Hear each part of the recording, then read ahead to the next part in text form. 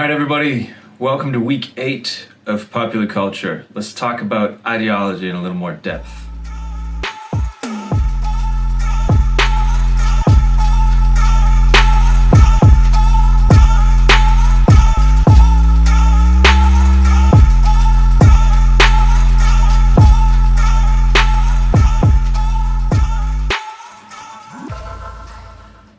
All right, so now we get to go into things in a little more depth and a little more nuance. And I think one of the really cool things we're hitting now is the readings that we're doing, in this case, Louis Althusser, is based on earlier work. And so what I mean by that is Althusser, who now is an older, deceased French philosopher, was reading the same things that you were reading from Freud and Marx and others, and so he was actually inspired by a number of the things that you've already seen. That means that we can start to build on things and see how they progress, which is always a kind of cool process, I think, in academia, where you can see not only what the person you're reading thought, but also what he or she thought about earlier things that you've also read, and then you can kind of see how the trajectory moves in a certain direction. And so in this case, we're building on ideology. Marx and Angles, of course, were really crucial, as was Antonio Gramsci, the Italian philosopher, in establishing how ideology works and what ideology is. And so, as I've said before, the questions that you tend to ask, like should I vote Democrat or should I vote Republican if you're in America, these are not ideological in the sense that we're speaking about it today, because these are conscious questions. You can say, what are the pros and cons of a Democratic president or a Republican president and these kinds of things, right? Underlying that are assumptions about what should the state look like, and you might not even be able to articulate that, but you still have a sense like the state should or shouldn't be doing these things. That's why I'll vote Democrat or Republican. And so these sort of underlying, the questions under the questions, that's where you tend to find ideology. In fact, as this quote here says, Althusser argues, ideology has very little to do with consciousness. It is a profoundly unconscious thing. And that's why he was influenced, obviously, not just by Marx and Angles, but also by Freud. So if you recall, Freud talked about dreams and representations and said basically that there is a manifest content, that's what we see when we dream, and if you apply this to popular culture, that's what we see when we watch TV, when we read a book. Then there's the latent content, and that's so much more important when you're doing this kind of analysis, because then you see why the manifest came. So again, going back to super basic things, if you are really angry at somebody and you want to hurt them, but you don't want to admit to yourself that you want to hurt them because that would make you a bad person under your moral compass, then you maybe have a dream where they're hurt, but it's a car accident, it's not your fault, right? So you feel good in a sense because you get to get that aggression out, but you also feel good because you didn't do it, and that process converts what is the latent desire to hurt somebody because you don't like them into a manifest content, which is, they had a car accident in your dream or in this TV show or whatever, and you get to experience the sort of completion of your desire, but you also don't have to admit to yourself that you desired it, that you wanted to hurt that person. And that's what Freud talks about. Ideology works in a sort of bigger way when we're talking about a political economic analysis, and that's because we are dealing not usually with individuals, although obviously individuals are important, but we're also dealing with the global economy and as well as the national economy. And state, by the way, when we're dealing with it in this context, really means the government, and oftentimes it can be more synonymous with the federal government in the US than with any states. So when you hear state, we're not talking Georgia, Florida, Alabama. We're talking about the government or controlling body. That's what they mean. That's what these French philosophers mean by the state. And so Althusser has these two really important ideas, or two really important categories. The first is ideological state apparatus. The second is repressive state apparatus. And so they work sort of hand in hand, but they do very different things. So the repressive state apparatus is what comes at you when you do something bad according to the state, right? So it gets really, it can get really complicated, but let's just stick to something pretty easy, right? You murder somebody. What happens? You've broken a state rule, you've committed a crime, and then the police come after you. And maybe if you are in a certain context or using certain kinds of weapons or whatever, the military come after you, right? And then the corrections facilities come after you, or they keep you in prison. And so these are all people that effectively can physically take you and put you somewhere, right? And that's one of the defining characteristics. You might not think about it like this, but that's one of the defining characteristics of government, is they have a monopoly of power, of physical force that allows them to legally, and I say legally because it can change, right? If a government is overthrown, they go from being legal to illegal, and so it's not a state that stays forever. But during, let's say U.S. government, right? If the federal government decides that you have committed a crime, they can physically come to your house, take you, put you in a holding cell when they arrest you, keep you there. If they find you guilty through the courts, then they can keep you for however long your punishment lasts, right? And if I wanted to do that to you, aside from being really weird, it would definitely be illegal for me to come and take you, for me to put you in a cell, and to say you have to stay here for 5 years, right? So that's a clear and sort of simplistic definition, but government can take you, put you somewhere legally. I, or whoever else, if I'm not working for the government especially, cannot take you and put you somewhere else. That's illegal. And so that's how government works, and that's how the repressive state apparatus can come after you. And we see this a lot, right? If you're watching TV lately, in TV news, you've probably seen images of police officers. If you've watched global news, you've seen images of militaries, perhaps. And then you've also much less frequently seen, although we're quite aware of it, because America has a quarter of the world's prison population. Prisons are all around, and they keep people where they want them. And so these are repressive in the sense that, let's say I want to go outside, the prison warden says no, puts me back. And if I struggle, guards come, right? If I tell police I want to do something that's illegal, they can take me, they can put me away. So repressive. Now, traditionally, people who have been in charge of nations or states have used repressive state apparatus, right? Oftentimes, whoever had the biggest military, especially when you think of older times like Italy, Greece, these are places that have rich histories and stories about different factions of the state, that we would call it now, fighting each other, right? And so the real question was, who has the bigger military? If Persia has a bigger military and the Greeks have a smaller military, the Persians can come in, possibly, and take land, right? Whereas if the Greeks have a very strong military and they hold off the Persians, you can tell I've been reading stuff about ancient Greece lately.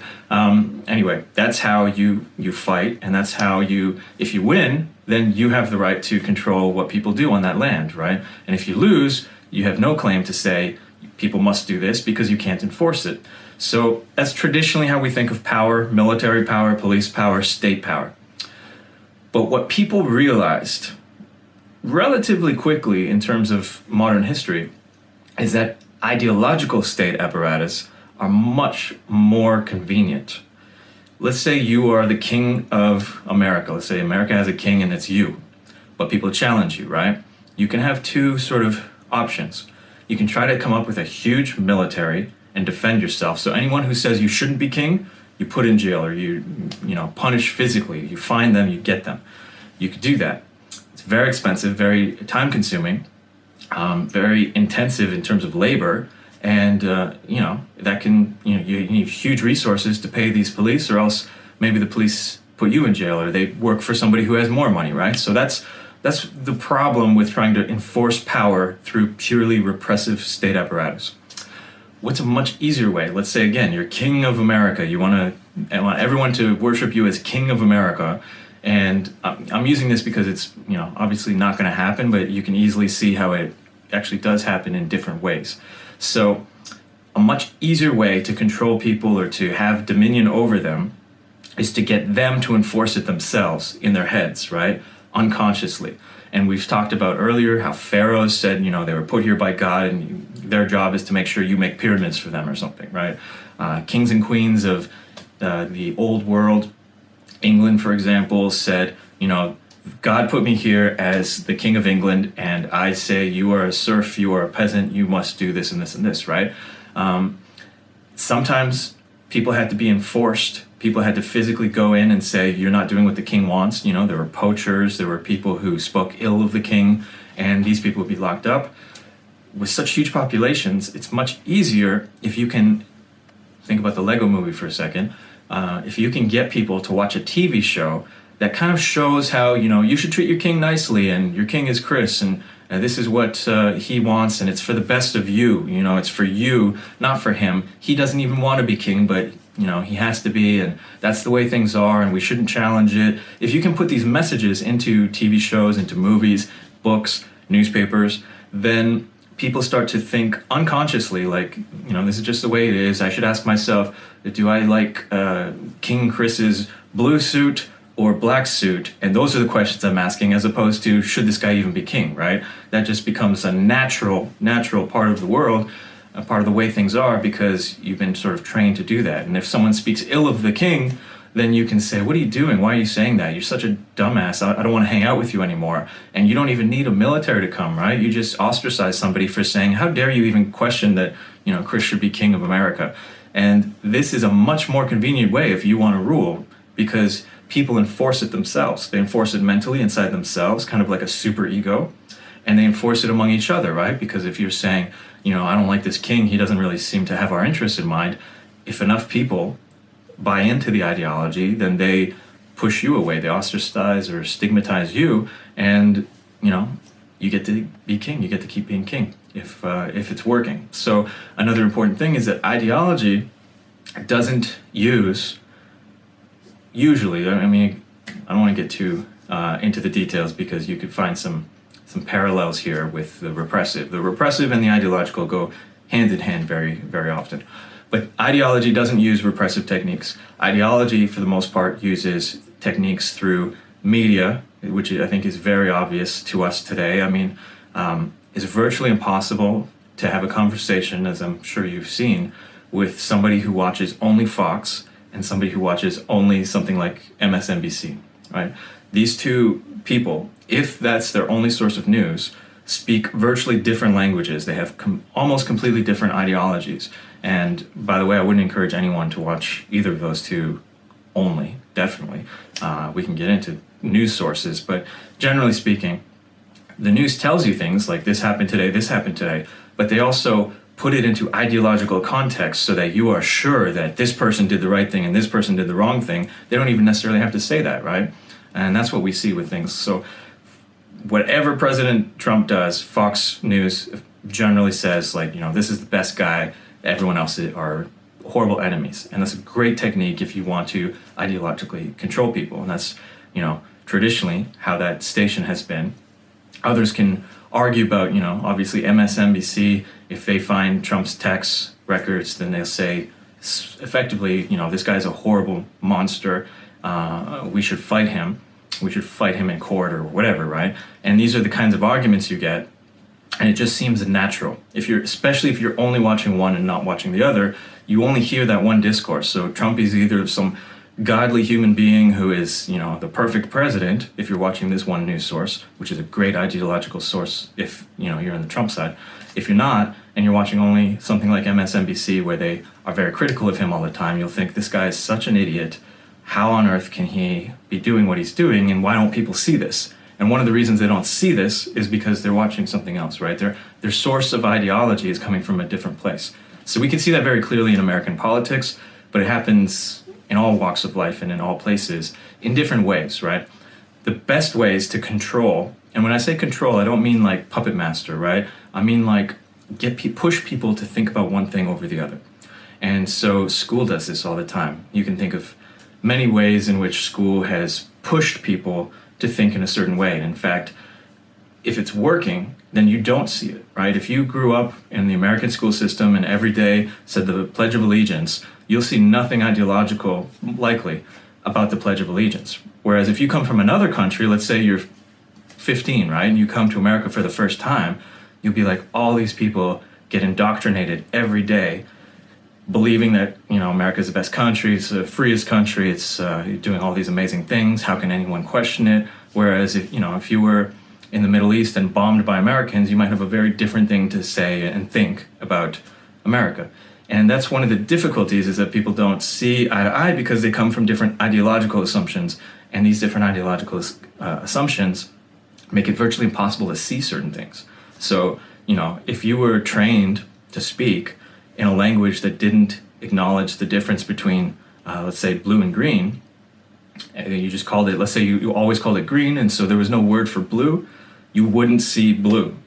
Whereas if you come from a place that, it's a weird example, but that used blue to describe both blue and green, what we would call now blue and green, then you wouldn't see green. And so that's what ideology helps us do, right? Is like, how can anything but capitalism be a perfect way of gathering? Well, you're likely to say that if you're in a capitalist country that tells you every day that capitalism is the best thing in the world, right? We can see in communist China, for example, they're very strong in their criticism of certain belief systems and certain ideas, and as a virtue of that, as a repercussion of that, people see the world in a very different way. Anyway, you can see this in really big global issues, but you can also see this in everyday issues, and that's why I have this little example from South Park. South Park is always a good place to think in a sort of humorous way about, actual serious issues.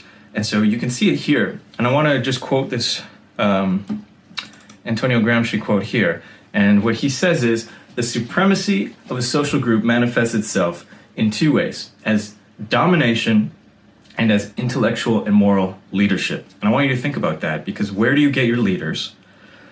Domination can happen when people say, you're under arrest, go here. You're dominating someone. You're physically pushing them elsewhere, right? People tend not to like that. Moral leadership, intellectual leadership, looks very different, right? You could say that, I'm indoctrinating you, or I'm ideologically pushing you in a certain direction, which is absolutely true. But you can also say that about virtually anyone in a leadership position, in an intellectual and moral leadership position, right? If you go to a church, they're indoctrinating you in certain ways. If you go to, synagogue, mosque, same thing. If you go to a school, primary school, secondary school, they are indoctrinating you in certain ways. If you're watching media, and again, so you can say the media in general indoctrinate you, but you can also say that Fox News indoctrinates you in a way that's different than another news station, right?